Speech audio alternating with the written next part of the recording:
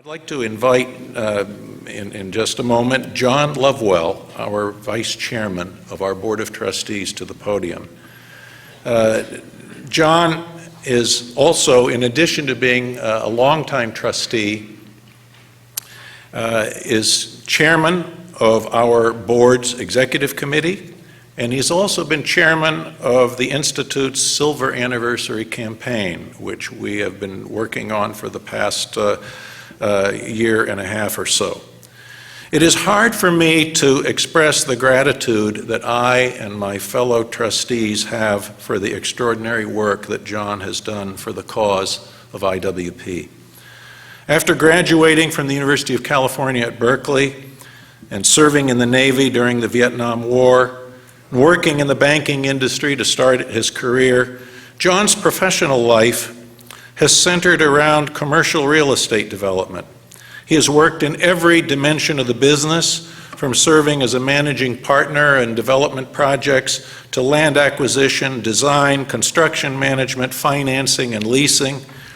In the 80s, John was a general partner in the Mozart Development Company in Palo Alto, California. He was instrumental in expanding that company into one of the most successful independent development companies in the San Francisco Bay Area. In 1987, he founded the Lovewell Company, which develops and invests in speculative office, research and development and retail projects in Silicon Valley and the greater San Francisco Bay Area. In joint ventures with the Keenan Land Company, known as Keenan Lovewell Ventures, John has developed 10 major projects, including office complexes, commercial condominiums, warehouses, light industrial facilities. His tenants have included Lockheed Martin, Xerox, AOL, Netscape, Hewlett-Packard, Affimax, Canon Research, Philips, Shackley, Yamaguchi, Echelon, Anderson Consulting, and Nokia. Today, his major tenant is Google. John has brought his vast knowledge of business, real estate, and management, and his wise counsel to help run IWP in the most professional way. He's become such a passionate advocate for the need for an IWP education that he is devoting most of his semi-retirement to our cause. He has helped us enormously with our development efforts. When we created our donor society, the Chancellor's Council, John established a regional Chancellor's Council in the Bay Area, which is dedicated to expanding our base of support and appreciation for the necessity of an IWP education. He and his wife, Cynthia, have been indefatigable supporters of our efforts, whether in introducing us to new friends, hosting us at their home, rendering us extraordinary financial support.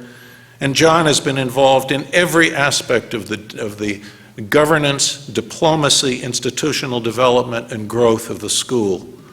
John's dedication derives from his extraordinary care about the importance that IWP attaches to character, ethics, and moral leadership, as well as the school's commitment to defending America as a democratic republic of self-governing people. America is great because of the greatness of citizens like John Lovewell.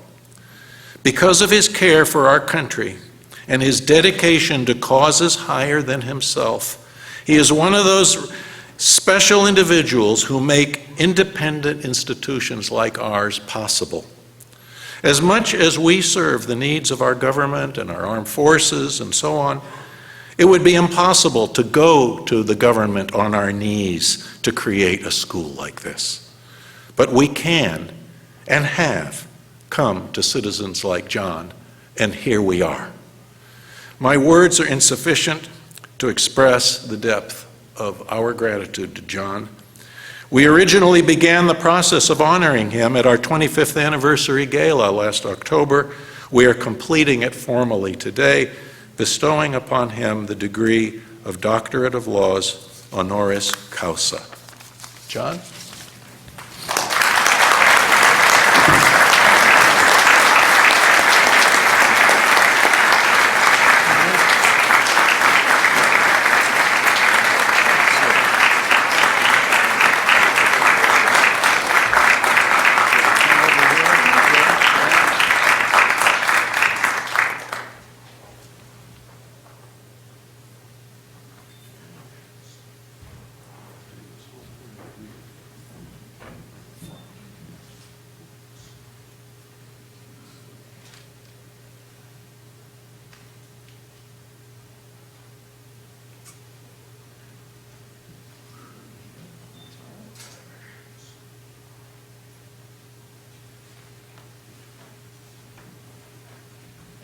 academic couture.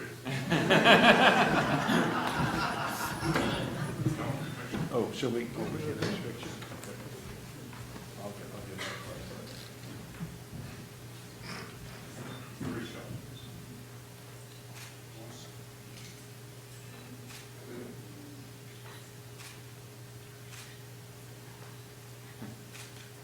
Just one more. Every photographer says, just one more.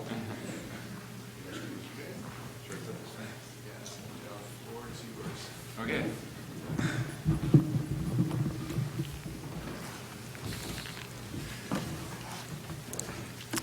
Well, that's a hard act to follow.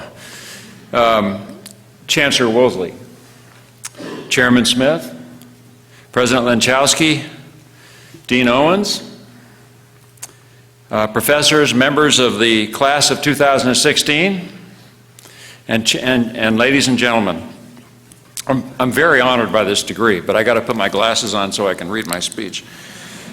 And to think I didn't even have to write a dissertation or take an exam. You should try this.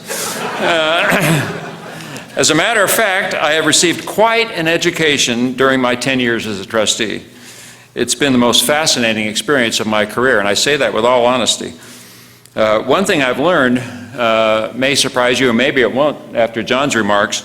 The Institute's mission and comprehensive curriculum are completely unique among institutions of higher learning. For this reason, I believe the success of the Institute of World Politics is absolutely critical to our nation at this moment in our history. Let me illustrate by a lesson from recent history. There is a fascinating new book out this year about the grand strategy employed by the Reagan administration to defeat the Soviet Union and win the Cold War.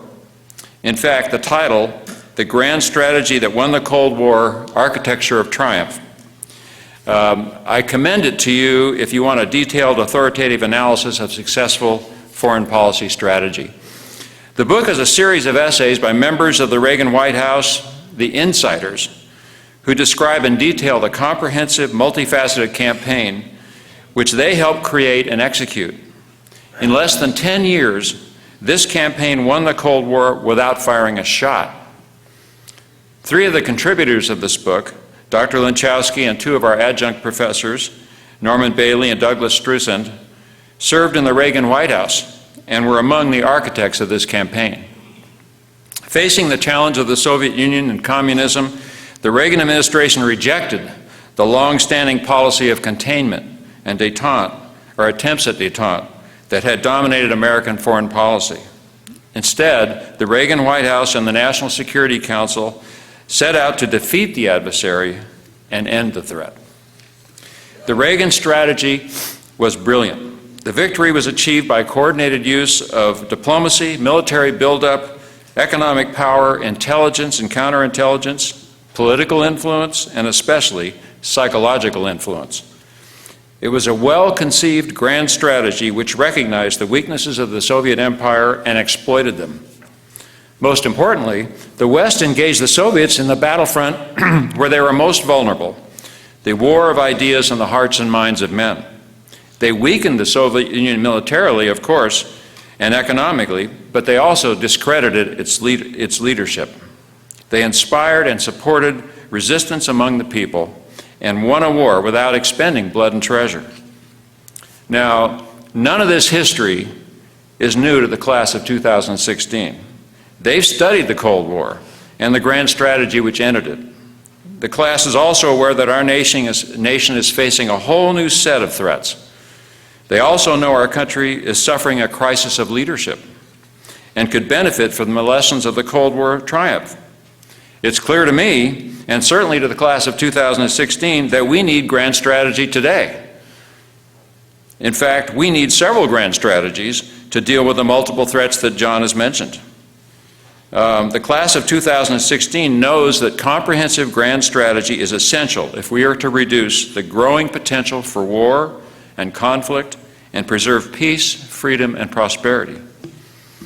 What you may find amazing, as I do, is that none of the other major graduate schools in this field, other than the Institute of World Politics, is teaching grand strategy in any comprehensive way. That is, the concept of a coordinated use of all the instruments of statecraft is not taught by our competitor institutions. Some so-called soft power arts of statecraft, such as public diplomacy, counterintelligence, and psychological influence, are virtually ignored. How can this be? How can the schools of diplomacy and international relations, educating our leaders, fail to study the lessons of recent history in order to develop realistic, comprehensive strategies to meet our current threats, in order to preserve our freedom, prosperity, and peace, in order to increase our chances to avoid unnecessary war? There are a variety of reasons for this failure which we could discuss. There is a lack of appreciation for the soft power arts. These are lost arts today, the use of which has been greatly reduced since the end of the Cold War. There is a lack of appreciation for the importance of understanding how these instruments could be used in concert in a strategic way. Political correctness, moral relativism, and lack of familiarity with and commitment to the founding principles of America also play a role. Also, many harbor misconceptions of the very nature of man and deny the existence of good and evil. Or they hold unrealistic expectations for international institutions to preserve order and promote freedom.